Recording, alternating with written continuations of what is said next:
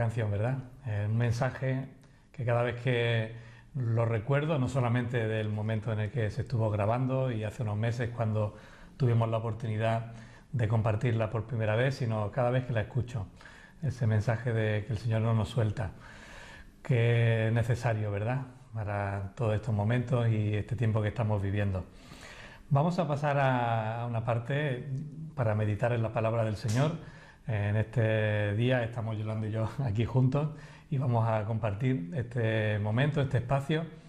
Como hemos dicho al principio del culto, y bueno, ya había escuchado, estamos enfatizando los encuentros de Jesús con las mujeres y es interesante porque vamos a ir al contexto de los evangelios, también vamos a mencionar algunos pasajes en Hechos de los Apóstoles, pero para empezar nos gustaría que pudierais prestar atención a un vídeo que vamos a compartir, un vídeo que nos habla del contexto cultural en el que el siglo I se movía dentro del Imperio Romano. Siempre hacemos hincapié en la importancia, ¿verdad?, de echar un vistazo y saber muy bien cuál es el contexto cultural, el contexto religioso en el que estábamos cuando, no nosotros, sino las personas que escribieron, y que en el momento exacto en el que nuestro Señor Jesucristo vino, es algo que hablamos en los discipulados, en el tiempo de estudio, la importancia de saber en qué terreno nos movemos, porque si no, como separamos, descontextualizamos la enseñanza y las vivencias, ¿verdad?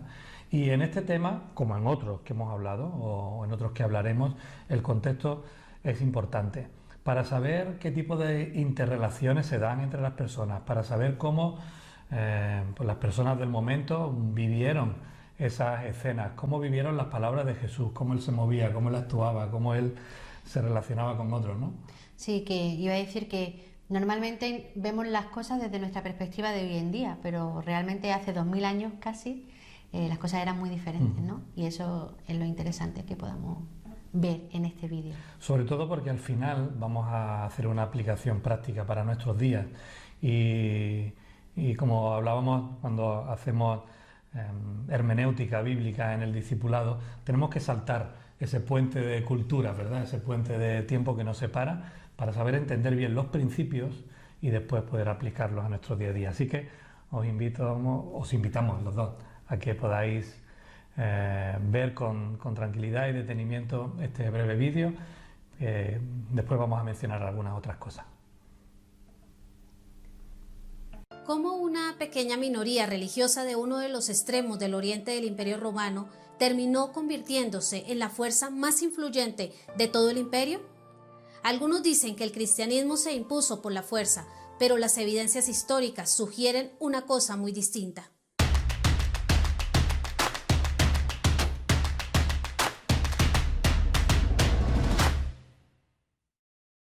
Hoy, el derecho romano goza de un prestigio muy importante, sin embargo, tenía algunos matices que nos resultarían muy desagradables hoy en día. El derecho romano había sido desarrollado para privilegiar a los varones y a los hombres libres, pero le daba una pobre atención a los no romanos, a los esclavos y a las mujeres, a quienes consideraba ciudadanos de segunda categoría. Por otro lado, el culto a la violencia y a la guerra creaba en el imaginario de la sociedad romana un cierto desprecio por la debilidad. En esta cultura, quienes probablemente más sufrían eran las mujeres. Desde el mismo nacimiento, las bebés del sexo femenino generalmente eran asesinadas. El infanticidio no solo era muy común en el mundo grecorromano, era tolerado y legitimado.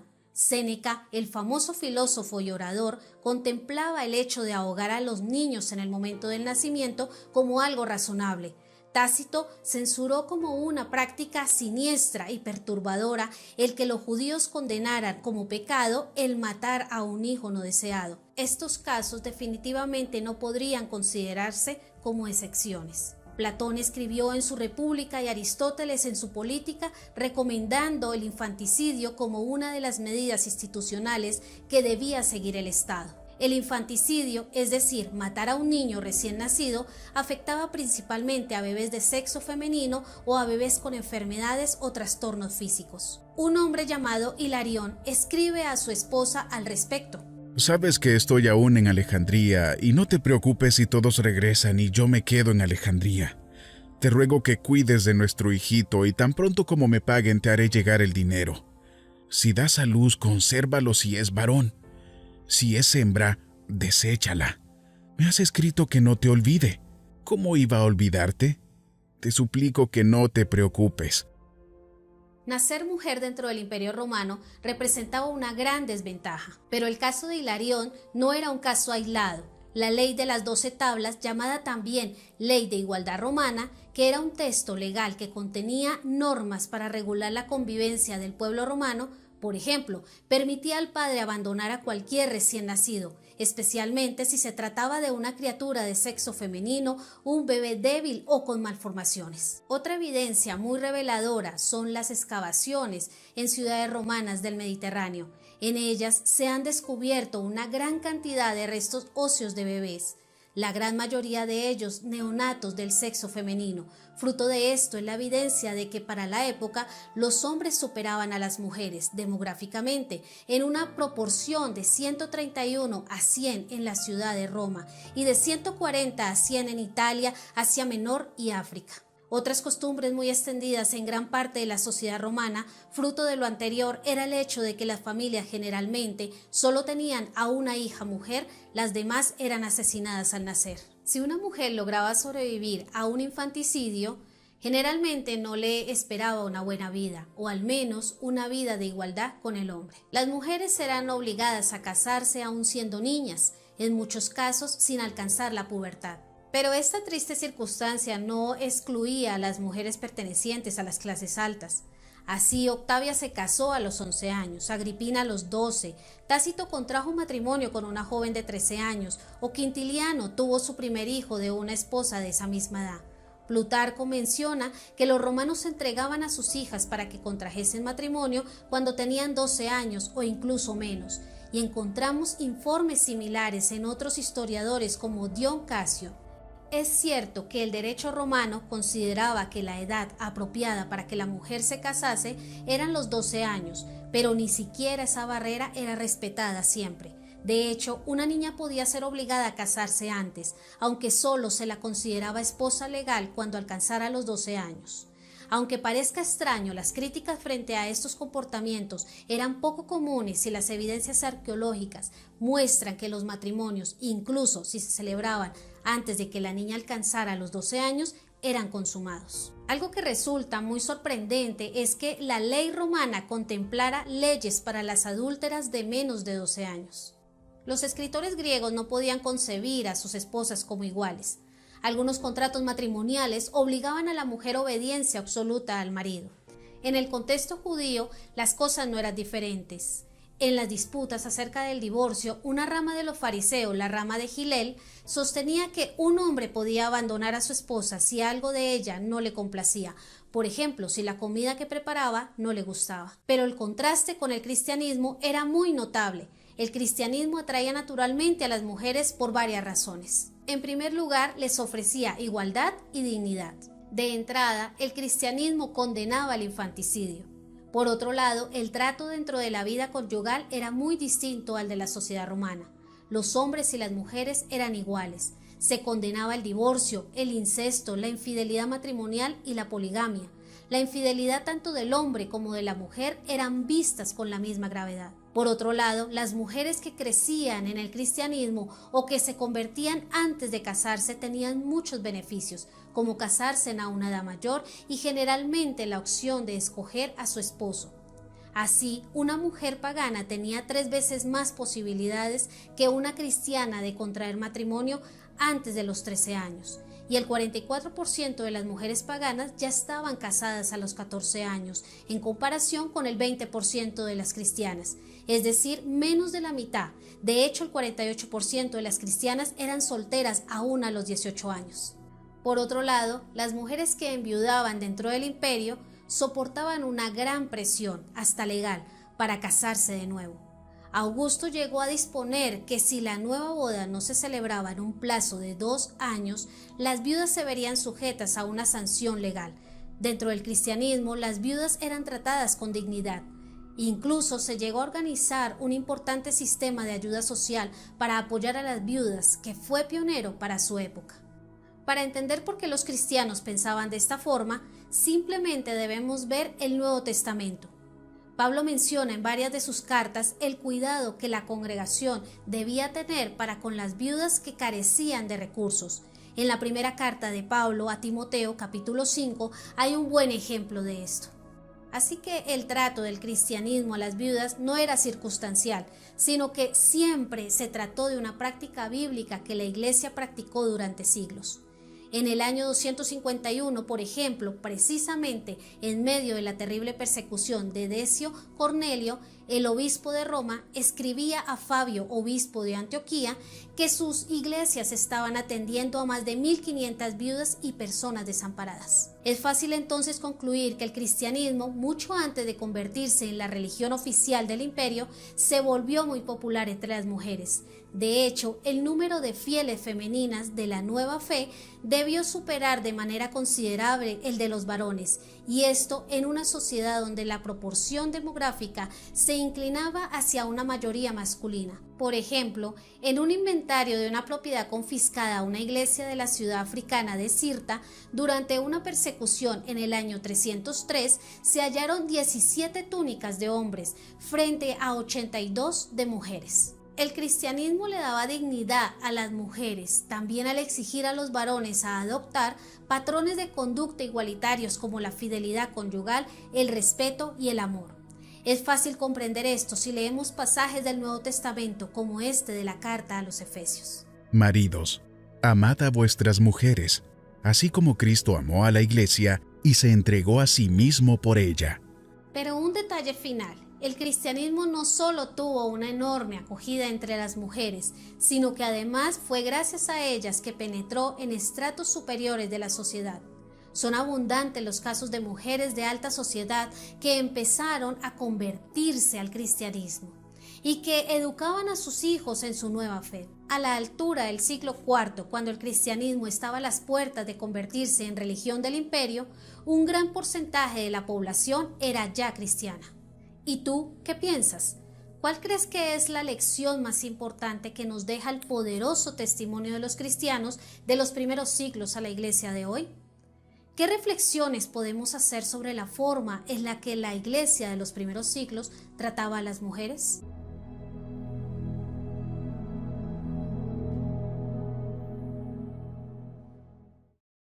Esperamos que os haya parecido interesante este vídeo y que os haya aportado información y conocimiento del trato que se le tenía a las mujeres en el primer siglo, el concepto que se tenía de ellas y cómo familiarmente o culturalmente se las trataba, ¿no?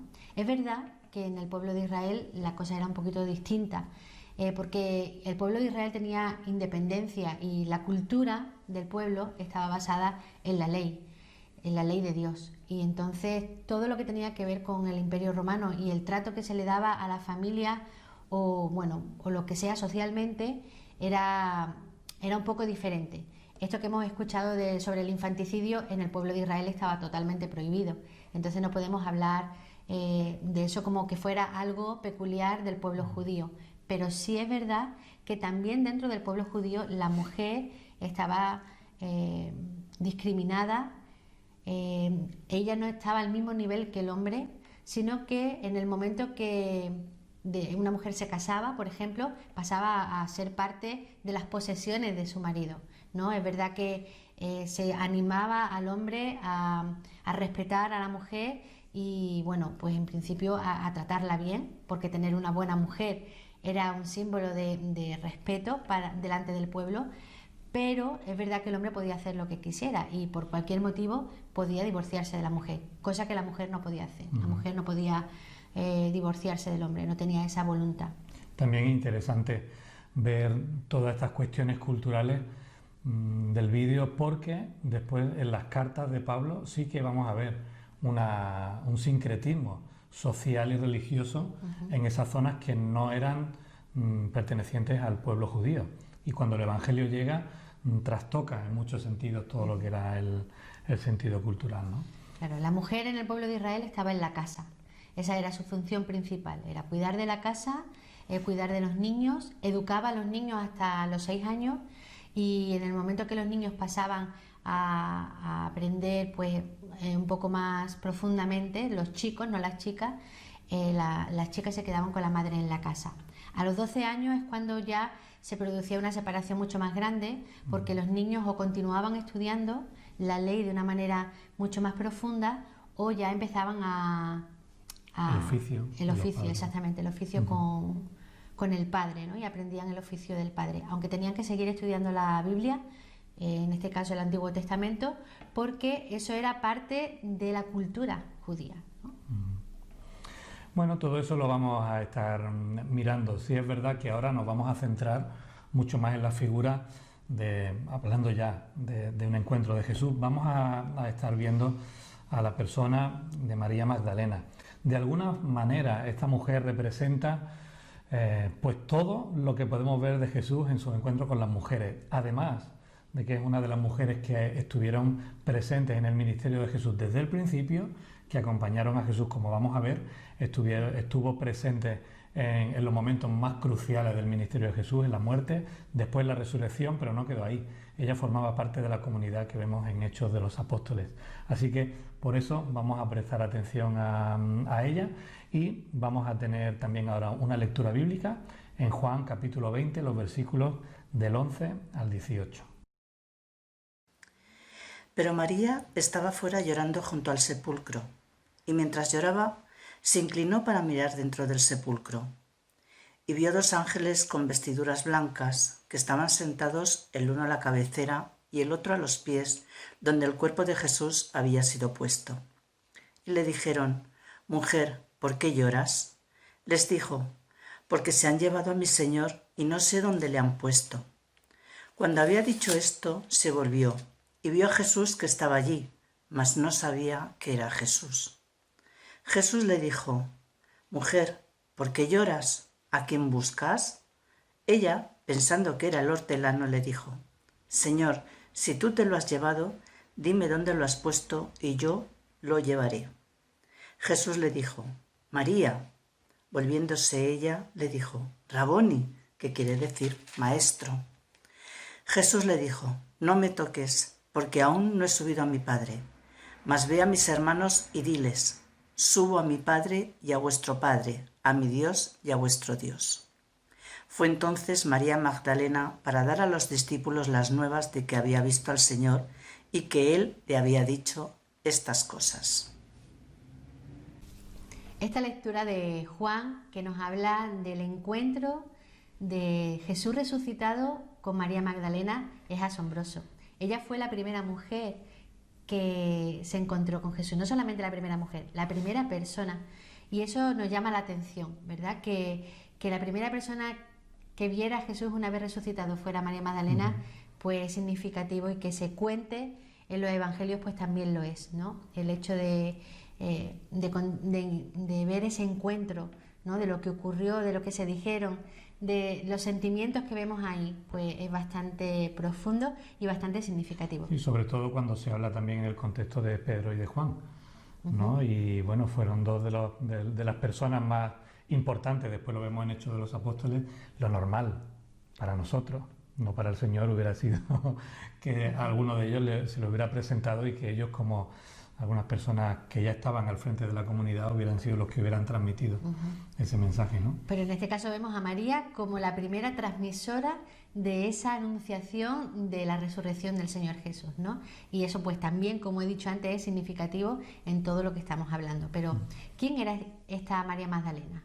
¿Por qué se encuentra ahí? ¿Por qué el Señor se presenta a ella, ¿no? Vamos a ver un poco de sus comienzos, quién era y qué es lo que nos cuenta la palabra acerca de ella. Si queréis, nos acompañáis en Lucas capítulo 8, los versículos del 1 al 3, que dicen así: Aconteció después que Jesús iba por todas las ciudades y aldeas, predicando y anunciando el evangelio del reino de Dios, y los 12 con él, y algunas mujeres que habían sido sanadas de espíritus malos y de enfermedades. María, que se llamaba Magdalena, de la que habían salido 7 demonios. Juana, mujer de Chuza, intendente de Herodes, y Susana y otras muchas que le servían de sus bienes. Pues bueno, aquí ya vemos a María Magdalena siendo mencionada como parte de esa comitiva evangelística, esa comitiva que iba moviéndose de un lugar para otro, como hemos visto también en algunos encuentros anteriores de Jesús, que iban predicando. Se nos dice en el versículo primero, que Jesús iba por todas las ciudades y aldeas predicando y anunciando el Evangelio del reino de Dios. Y ahí vemos que se menciona a María Magdalena. No tenemos la certeza de cuál fue el primer encuentro de Jesús con ella. Hay algunas personas, algunos estudiosos que dentro de la investigación acerca de María, pues mencionan que ella fue la mujer que se habla justo en el capítulo anterior, en Lucas 7, que fue esta mujer que se presentó en casa de Simón y ungió los pies de Jesús con lágrimas y con sus cabellos y con aceite. Algunos dicen que ella era María Magdalena, pero no hay certeza al respecto, no hay un criterio unánime, hay tanto posiciones en un lugar para el otro, pero lo que sí está claro es que aquí en el contexto de las personas que conocían la situación sí sabían, ¿no? Y se menciona que de ella habían sido expulsados 7 demonios. No se cuenta específicamente esa escena, ¿no? De sanación, de liberación de los espíritus, pero bueno, aquí sí se nos dice que fue liberada y fue sanada por Jesús. Lo importante de estos primeros 3 versículos es ver también la composición de ese grupo. Me resulta muy esclarecedor el hecho, como he mencionado antes, de que Jesús iba predicando y anunciando el reino de Dios y que ese grupo de personas que le acompañaba, estaban los 12 apóstoles y estaban también mujeres que habían sido sanadas, liberadas, y otras que servían, como se suele decir, como mecenas, que con sus posesiones eran las que financiaban los gastos de esos viajes. Y se menciona de una manera totalmente natural. Lucas, como escritor, no tiene problema en esconder esa realidad, al contrario, la resalta, la importancia de que había, y no unas cuantas, se dice que había otras muchas mujeres que servían a Jesús con sus bienes. Así que dentro de este grupo que iba predicando, que iba enseñando, estaba Jesús al frente, los discípulos, los apóstoles, y después estas otras mujeres que escuchaban también las enseñanzas de Jesús al mismo nivel que ellos. La cosa que eso es bastante curioso y bastante insólito. O sea, no era normal que hubiera mujeres siguiendo un maestro de esta manera que aquí se expresa, ¿no? Culturalmente eso no estaba bien visto, como hemos dicho antes, por eso hemos hablado un poco del contexto cultural, porque las mujeres estaban en sus casas cuidando de sus hijos, esa era su responsabilidad. Pero en este caso vemos que de manera especial estas mujeres seguían a Jesús y estaban escuchando al mismo nivel que los discípulos todas las enseñanzas que Jesús estaba transmitiéndoles, ¿no? Y eso es insólito y mucho más que se recoja en la palabra. Hay una cuestión para mí, profundizando en este pasaje esta semana, llegaba a no a una conclusión, pero sí me hizo enfocar el tema desde un punto de vista curioso, y es que Jesús con sus enseñanzas y con su predicación llegaba a todo tipo de personas, sin distinción de clases, como ya hemos visto en otros estudios anteriores, sin distinción de necesidades, en este caso sin distinción de sexos. Y el hecho de esa comitiva andante, moviéndose, compuesta por hombres y por mujeres, también tuvo que llamar la atención de las mujeres, ¿no? a acercarse a ellas y que estas mujeres que acompañaban a Jesús fueran el puente cultural para llegar a las mujeres.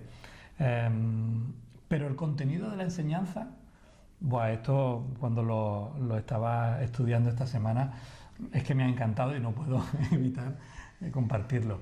El contenido de las enseñanzas de Jesús iba enfocado tanto a hombres como mujeres. Y por mencionar algunos, aunque tengo una lista de aquí de 10 momentos en el que en el Evangelio de Lucas se habla de las enseñanzas, fijaos cómo el rol de hombre y mujer están muy presentes a la hora de Jesús hablar y enseñar al pueblo.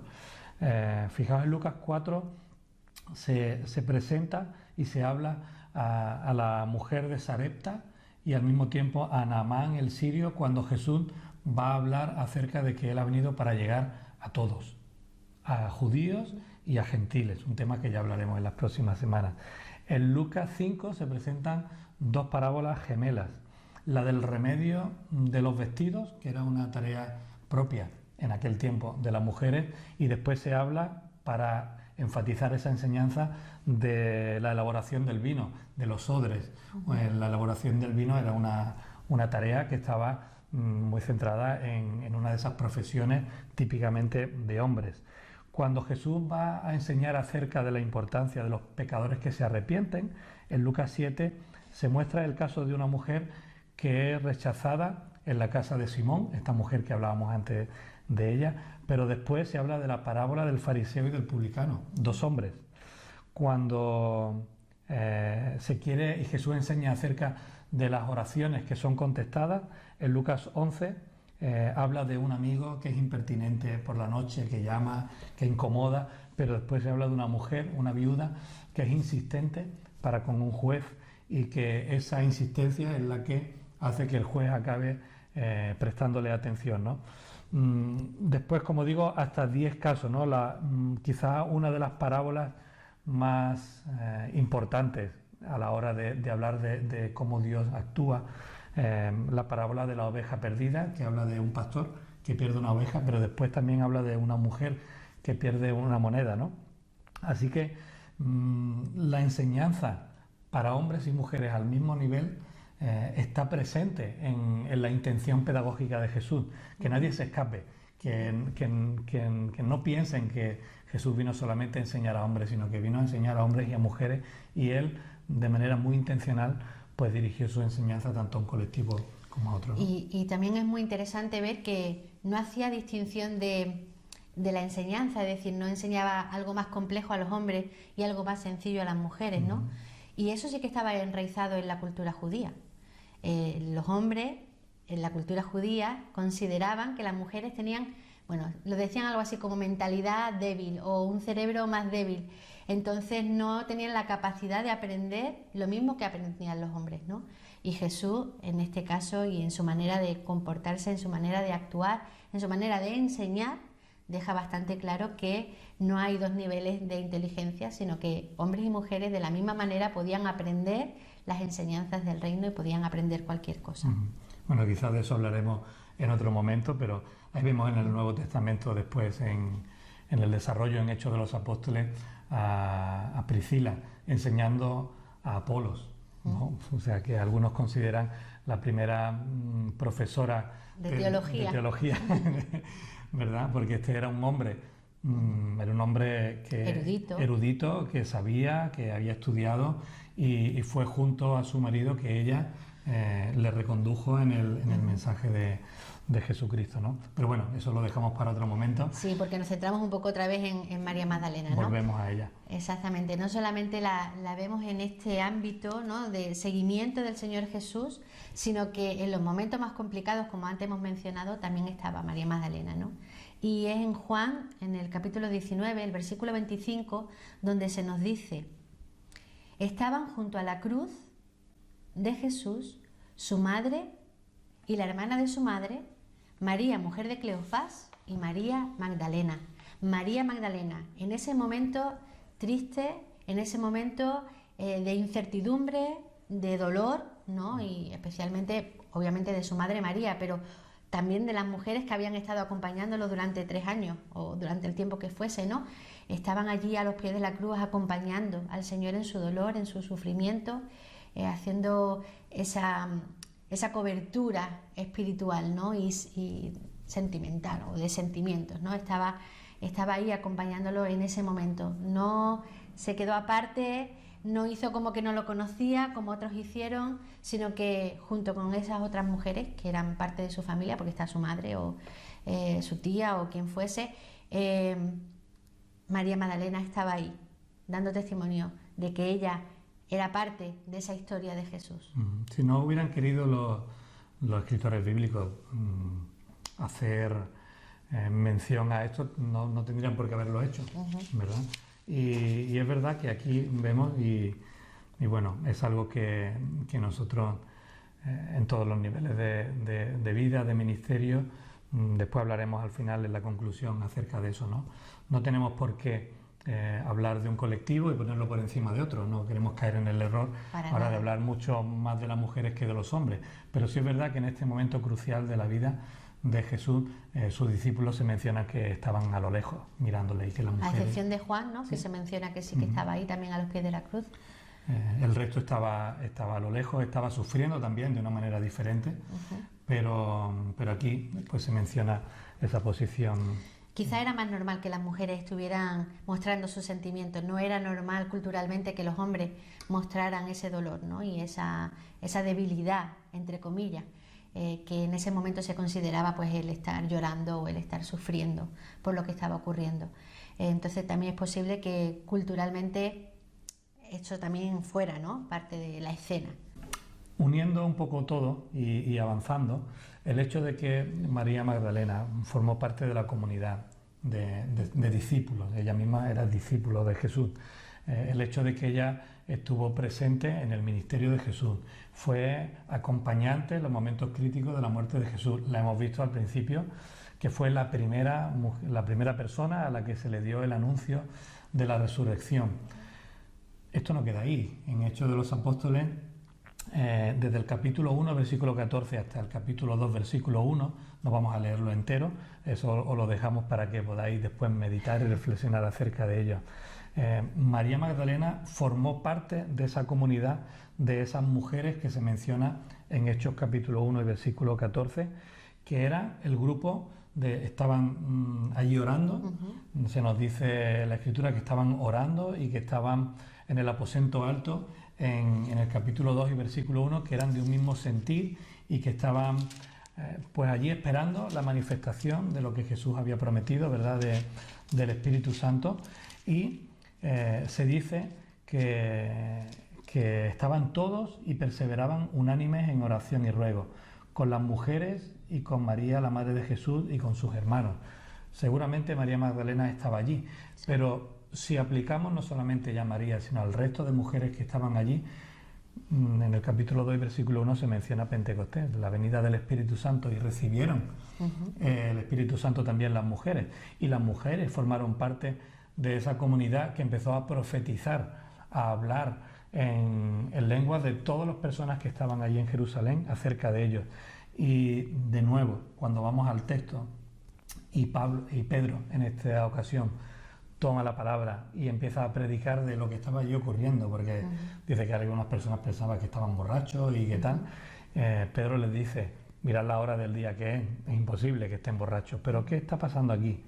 Se está cumpliendo lo que el profeta Joel ya había anunciado, que llegará el día en que vuestros hijos y vuestras hijas, los siervos y las siervas de Dios profetizarán. Y bueno, eso es súper significativo, porque el hecho de ver a hijas y a siervas siendo mencionadas ya en la profecía de Joel y aquí llevándose a cabo, pues ya nos habla de esa revolución sociocultural que estaba teniendo lugar dentro del seno de la comunidad de la Iglesia. Mujeres profetizando, mujeres hablando acerca de las buenas nuevas de salvación. Por eso era tan interesante, ¿no?, lo que hemos leído al principio de María Magdalena. Por eso hemos querido leer el pasaje en el que el Señor se presenta a María y le dice que vaya a compartir el mensaje de la resurrección del Señor Jesús, ¿no? El hecho de que ese mensaje primeramente fuera transmitido por las mujeres era parte de esa revolución que estamos hablando, ¿no? Queremos hacer ese énfasis precisamente por eso, porque la palabra, de una manera extraordinaria, pone a las mujeres en el mismo nivel en todos los sentidos que los hombres. Y creemos que eso es interesante tenerlo en cuenta y enfatizarlo, porque como iglesia que somos hoy en día, y eso ahora lo vamos a hablar un poquito más después, tenemos que continuar con ese ejemplo de transformación cultural, de que delante del Señor todos somos iguales, el Señor nos ve a todos de la misma manera, ¿no? Y eso creo que es interesante que lo enfaticemos y lo digamos y estemos orgullosos de ello. Y si lo vamos al principio de la Escritura, Génesis, claro, vemos al hombre siendo creado, hombre como género, ¿verdad? Al ser humano siendo creado con las mismas prerrogativas, tanto hombres como mujeres.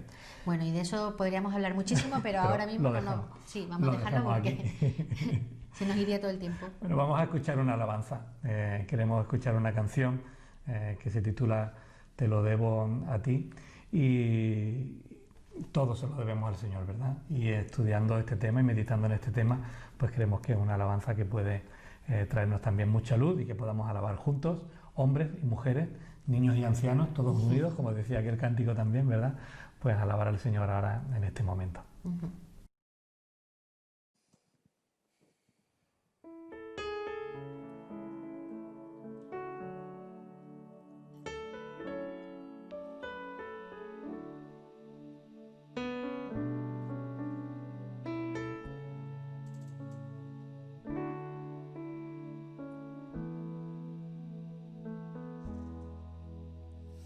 ¿Cómo agradecerte lo que has hecho en mí?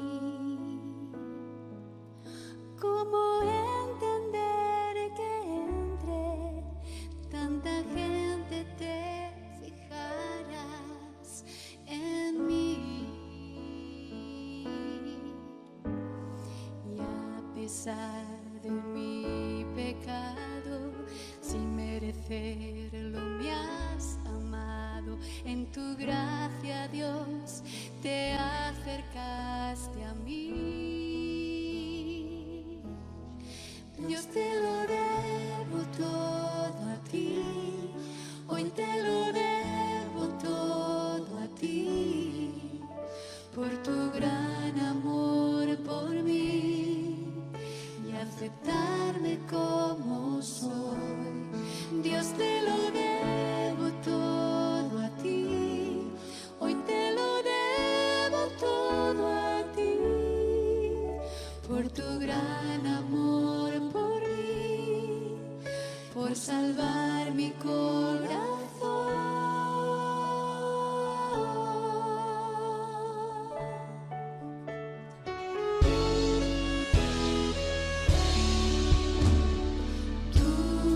Misericordia inundó toda mi alma,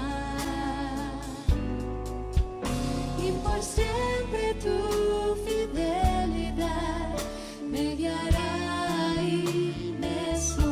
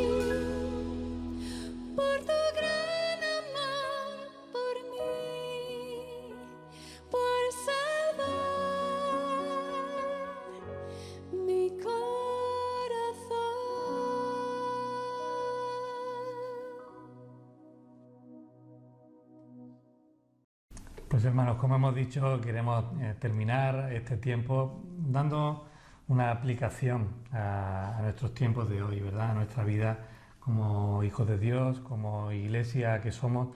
Y creo que debemos irnos a Gálatas, al capítulo 3 y versículos 27 y 28, donde dice la palabra de Dios: porque todos los que habéis sido bautizados en Cristo, de Cristo estáis revestidos. Ya no hay judío ni griego, no hay esclavo ni libre, no hay varón ni mujer, porque todos vosotros sois uno en Cristo Jesús. Cuando hablamos de el cambio que Jesús hizo en su cultura, en su tiempo, cuando hablamos de cómo la Iglesia empezó a transformarse y el papel de la mujer empezó a tomar un lugar de igualdad progresiva en la propia comunidad, tenemos que ser conscientes de eso. El principio general de que Jesús vino a romper barreras de todo tipo, y esta fue una de las barreras que Él vino también a restaurar, como en el sentido original de la creación. Cuando hablamos, por eso, de cómo hemos de actuar como Iglesia, creo que hemos de tener una cuestión también de equilibrio, como hemos dicho antes. La Iglesia no debe ser un lugar donde se pelee por cuotas de representatividad, ni por leyes de paridad, ni mucho menos, sino que lo que nos enseña la palabra de Dios es que la vida de la Iglesia tiene que estar regida por los dones del Espíritu Santo, que son dados a todos conforme el Espíritu quiso. Y eso es lo que Pablo enseñó. En cuanto a esto, como hemos dicho, y otros temas, es un tema que es muy extenso y que hablaremos en algún otro momento. Pero de momento, para también dejar una reflexión para vosotros. Jesús incluyó a todos, hombres y mujeres. Jesús enseñó, mismo nivel, hemos visto, de profundidad y de enseñanza a todos. Vamos a ver en la palabra del Señor, y ya hemos visto el momento de Pentecostés, que el bautismo del Espíritu fue para todos. La plenitud del Espíritu, se nos llama en la Escritura a que tiene que ser para todos. El fruto del Espíritu es para todos. El sello del Espíritu como garantía de la salvación es para todos. Y aquí es donde tenemos que preguntarnos, ¿los dones del Espíritu son solamente para unos cuantos? Pues entendemos que estaríamos siendo injustos con la totalidad de la enseñanza de la palabra de Dios si en los dones del Espíritu hacemos separación entre hombres y mujeres. Por eso la Iglesia hoy tiene que ser, igual que Jesús fue, y hemos visto en Hechos de los Apóstoles, un agente de cambio cultural. Y hoy, en nuestros días, el tema de la lucha entre sexos está en momentos de máxima excitación, y tenemos que llevar un mensaje claro a nuestra sociedad hoy también. Jesús ha venido a restaurar y a poner en un sano equilibrio las relaciones entre hombres y mujeres. Así es. Y bueno, realmente hoy en día, y eso es también algo que queremos enfatizar, el Señor actúa en la vida de las mujeres de la misma manera que lo ha hecho siempre o que lo hizo en su momento, ¿no? Y encontramos no solamente la historia de María Magdalena, que la hemos utilizado un poco como ejemplo, ¿no? Porque por todo lo que ella vivió, pero el Señor tuvo encuentros con muchas mujeres en sentidos diferentes. A una le restauró su dignidad, como pudo ser a la mujer adúltera, a la que en cierta forma no permitió que se la apedreara, ¿no? Sino que Él la perdonó, porque todos estamos expuestos al pecado, de la misma manera hombres y mujeres. Y el Señor pues la levantó de ese pisoteamiento quizá o avalancha que había en contra de ella, ¿no? También vemos cómo sanó a diferentes mujeres, a la mujer encorvada, a la mujer que hemos visto al principio del culto, a la mujer que tocó el manto, ¿no? La del flujo de sangre, cómo la sanó el Señor y cómo la salvó. La respuesta del Señor Jesús fue: tu fe te ha salvado. Cómo enseñó a la mujer samaritana allí junto al pozo, cómo también la animó a que ella compartiera lo que había visto. Cómo vemos la amistad que había entre Jesús y Marta y María, las hermanas. Bueno, vemos tantas escenas diferentes, ¿no? Y esas mismas escenas se dan hoy en día, con las mujeres de hoy en día. Y lo que queremos deciros en esta mañana, porque ahora vamos a escuchar algunas palabras de algunas mujeres de nuestra iglesia, es que las mujeres somos valiosas. Las mujeres somos preciosas a los ojos del Señor, no somos menos que nadie, no nos tienen que minusvalorar, que esa palabra un poco complicada, no nos tenemos que sentir menos en ningún sentido. El Señor nos puede usar a todos de la misma forma y nos quiere usar. Somos instrumentos en sus manos porque Él es el que actúa a través de nosotros y lo único que nosotros somos siervos, es que no somos otra cosa que siervas del Señor. Y el Señor, estoy segura que quiere usarte, quiere bendecirte y quiere que tú compartas sobre ese reino del que Él nos ha enseñado. Quiere que comparta ese mensaje de salvación que Él quiere para todo el mundo. Así que os animo y os animamos a las mujeres a que os sintáis, bueno, pues valiosas en las manos de nuestro Señor.